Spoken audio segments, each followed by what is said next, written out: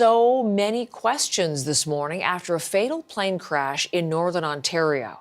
According to investigators, 4 BC men were killed in that crash, 2 of them with alleged ties to targeted murders. And John Northcott is on the story for us, trying to unravel some of this mystery, John. Yeah, and it really is that, Heather, as this small plane crash with 4 people on board plummeting to the ground would, of course, be a story by any account. But as the identities of those on board become known, there is increased interest around this. We're going to start with the man that we have a picture of and the man that we know a significant amount about. That is a shot of Jean Carl Lauerkamp. Now, former Canadian military, 6 years in the Canadian military. He is accused by Thai police in a murder that took place there. First, we'll show you a bit about where this plane went down. 4 men on board, all of them died, including the pilot. This is the area we're talking about here. The aircraft having gone, we understand, from British Columbia and then effectively moving across the country from Dryden, taking off from Dryden on its way to Marathon. Where it was going, why it was going, and why it crashed, all questions surrounding that. So now we'll tell you a little more about Lauerkamp. He was accused by Thai authorities of being involved in the murder of Jimmy Sidhu. Now, Jimmy Sidhu had been extradited from Canada. In fact, at one point, he was the subject of a rare public warning by police because of his criminal connections, extradited by Canada to India, eventually fleeing India, and as we understand from local Thai authorities and media there, effectively flying back and forth between Dubai and Thailand.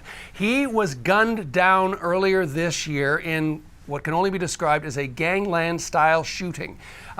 Guns recovered by Thai police in the water. This shooting happening in Phuket, which is a resort town in Thailand, and Lauerkamp, one of those accused by Thai authorities. Another man is in jail pending extradition in this country.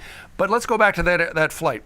Duncan Bailey, also on board that flight and dying in that flight, 37 years old. He was charged with breaking bail, involved in a number of criminal activities, at least allegedly, in terms of, at one point, accused of trying to kill a 42-year-old man who was carrying a baby in a car seat. That man subsequently dying at the hands of assassins. So at least 2 men that we know about this in this flight, deep criminal connections and involvement with the police, and one of those men, Lauerkamp, wanted by authorities internationally by the Royal Thai Police. As you said off the top, Heather, a lot of tentacles to this story, a lot of questions still yet, and nowhere close to getting some clear answers as to why those men were on board that flight, where were they going, and what were they doing.